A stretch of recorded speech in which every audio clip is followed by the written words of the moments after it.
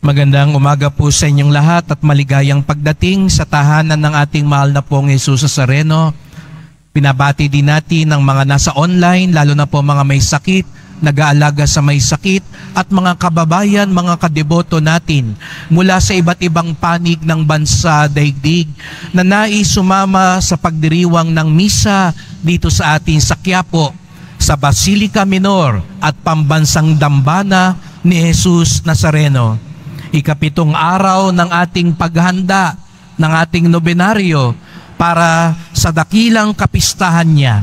At natitiyak ko, sabik na ang mga deboto at talagang nais nating, ibig po nating makita si Jesus. Kaya nga natitiyak ko, galing pa sa mga malalayong lugar, ang mga naririto, nasa labas, tayong lahat sama-sama na nagbibigay parangal sa Kanya. Kaya nga't bigyan natin ng papuri, parangal at pasasalamat ang ating minamahal na Nuestro Padre Jesus Nazareno.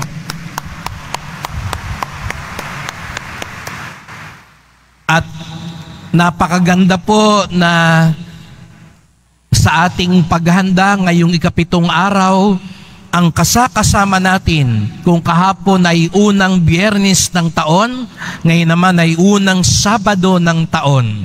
At pag Sabado naman, alam natin, ito ang araw ng ating mahal na ina, ang Birheng Maria. Kaya nga, palakpakan din natin ang ating mahal na ina. Sabi nga po, kung siya ay si Jesus Nazareno, siya ay si Mariang Nazarena. Dahil tandaan natin, taga Nazaret din ang mahal na Birhen. At tayong lahat tinatawag na maging Nazareno at Nazarena. Nung isang araw nga ay nag-blessing po ng mga replika. Dinala dito ng mga deboto mula sa iba't ibang panig ng bansa. Nung unang araw, 4 na oras. Kaya nangalay kaming lahat, kakakabless. At nung pangalawang araw ay 300 imahe ang nagprosesyon sa harapan ng simbahan. Dala-dala, may mga gahigante, mayroong mga maliliit, iba't ibang uri ng mga Nazareno, mga replika. At sabi ko nga kahapon, pero alam nyo ba, kung saan matatagpuan ng pinakamagandang replika ng Nazareno? Kung ano yung talagang pwedeng pinakakamuka ng Nazareno? Alam nyo kung saan matatagpuan yon? Tingnan nyo yung katabi nyo. Yan ang napakagandang pwedeng maging replika ng Nazareno. Kaya sabihin mo nga sa katabi mo, pagpalain ka ng Diyos. At sabihin mo rin, magmukha ka sanang Nazareno. Ang gustong maging katulad ni Jesus Nazareno, ang nagsasabi, narito kami sapagkat kami mga deboto ni Jesus Nazareno, itaas nga ang kamay at pumalakpak ng mas malakas.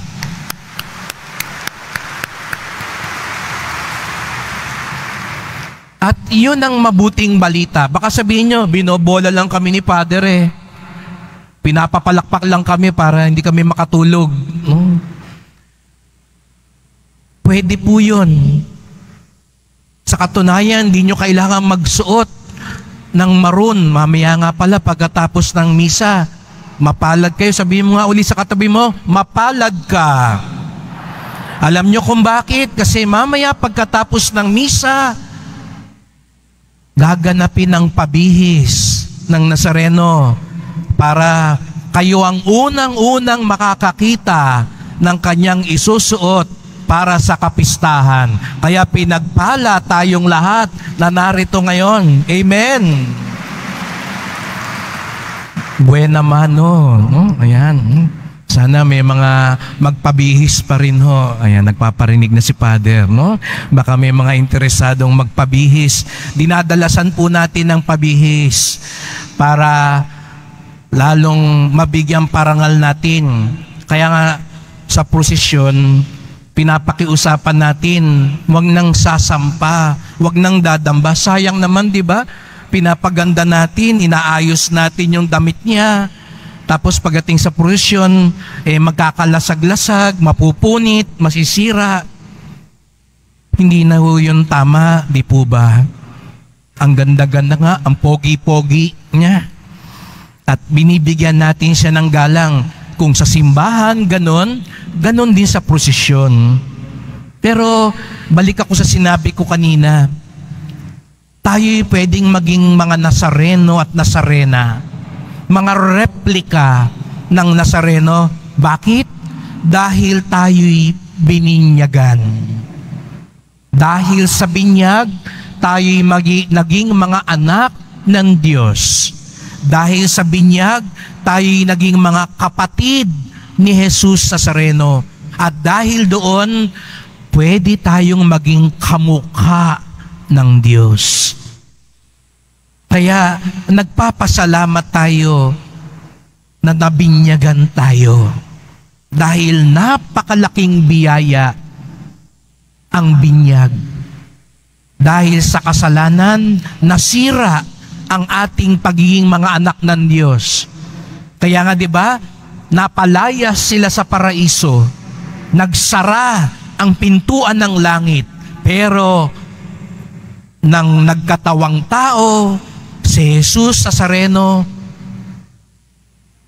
nabuksan muli ang langit. Pwede na ulit tayong tagapagmana. May iba siguro dito pinagdarasal, ako sana maging tagapagmana ng lolo ko. Sa akin sana mabigay yung mas malaking mana. Huwag ka nang magtampo kung hindi sa'yo mapunta. May mas mahalagang mana na pwede para sa ating lahat. Ang kaharian ng Diyos. Ang pagpapala ng Diyos. Dahil tayong lahat mga anak ng Diyos. Hindi ko padadamihin ang pagninilay sa binyag sapagkat sa darating na Lunes pa ang kapistahan ng pagbibinyag ng Panginoon. Simple lang ang gusto kong ibahagi sa araw na ito. Mapapatanong tayo, bakit nagpabinyag si Jesus Nazareno kay Juan Bautista? Sabi nga, ang pagbibinyag niya ni Juan Bautista ay pagbibinyag sa tubig, sa pagpapatawad ng kasalanan. Wala namang kasalanan si Jesus. Kung tutuusin, hindi niya kailangang magpabinyag. Pero bakit niya ginawa iyon? Sapagkat binubuo niya yung ginawa niya nung Pasko. Di ba ganun? Pagkasilang, anong susunod? Binyagan. Bakit? Anong ginawa niya nung pinanganak siya sa mahal na Birheng Maria? Nagkatawang tao. Bakit nagkatawang tao si Jesus Nazareno? Para makiisa sa atin. Bagamat siya'y Diyos, naging tao siya. Hinubad niya ang kanyang pagka-Diyos alang-alang sa atin para makiisa. Nakiisa si Jesus Nazareno. Ganoon siya kabuti. Nakiisa. Kaya tatandaan natin, bakit may Pasko? Bakit may binyag? Bakit may krus? Ang lahat ng ito ay pagpapahayag ng pakikiisa ni Jesus sa atin. Ang isang ipagdasal natin, kung gusto nyo talagang maging replika ng poong Nazareno, kung gusto nyo talagang maging tagapagmana ng kaharian ng Diyos, ng biyaya ng Diyos, tumulad tayo kay Jesus Nazareno na nakikiisa. Inuulit ko, nakikiisa. Kasi may baliktad na tawag ang mundo. Imbis na makiisa, ang tukso sa atin ng demonyo, makaisa. Tandaan nyo, malaking pagkakaiba yun, ha? Ang makiisa at makaisa. Kasi iba sa atin, ay, nakaisa ako, nakadami ako ng pamasko. Kasi nakaloko ako. Kunwari, may sakit ako, kaya pinuntahan ko lahat ng mga kamag-anak ko at sinabi ko, may sakit ako. Kaya nakaisa ako. Nakaisa ako kanina sa jeep. May nakapila na, nakasingit ako. Nakaisa ako.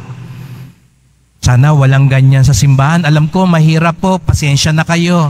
Isa lang ang pasukan natin para sa kaligtasan ng lahat.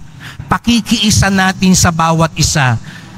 Kaya wag kang nakaisa ako, nakasingit ako.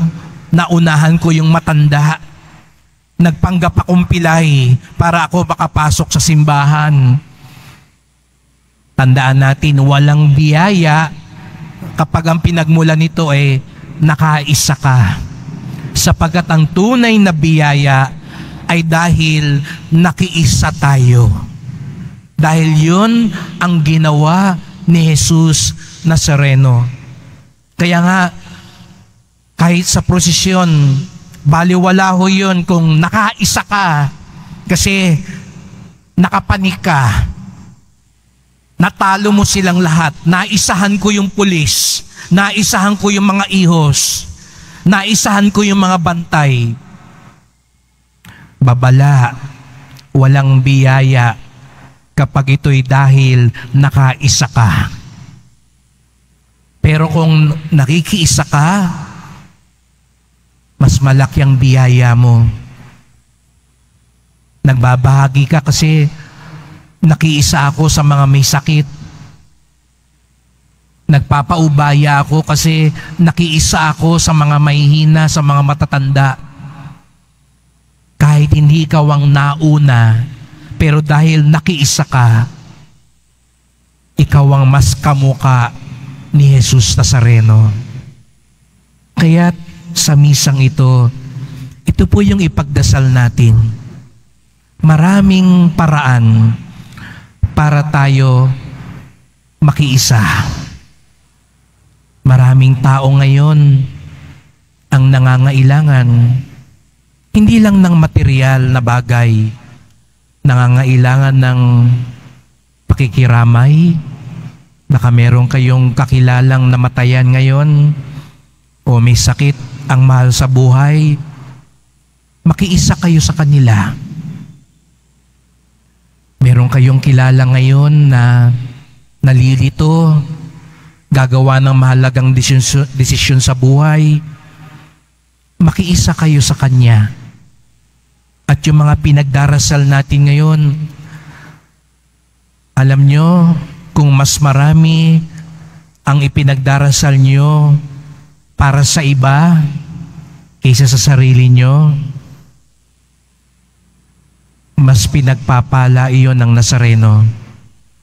Kasi mas nalulugod siya sa mga taong hindi sarili, kundi kapwa, iba ang iniisip at dinadamayan.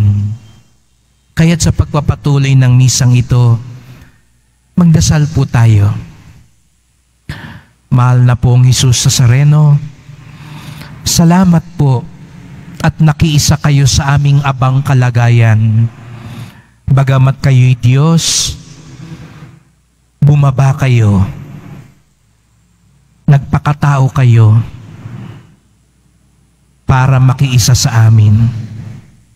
Bagamat kayo ang pinakamakapangyarihan sa lahat, pinasan nyo ang krus. Tinanggap nyo ang pagdurusa para makiisa sa aming mga nagdurusa at nabibigatan.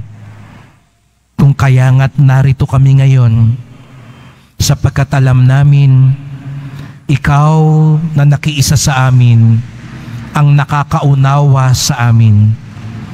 Ikaw ang tunay na makakatulong sa amin. Ikaw ang aming pag-asa, kalakasan, at kapayapaan.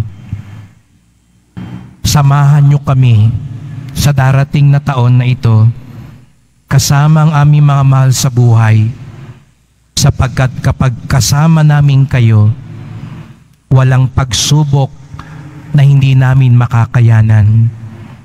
Mahal na pong Jesus Nazareno, kawaan niyo po kami, basbasan niyo po kami.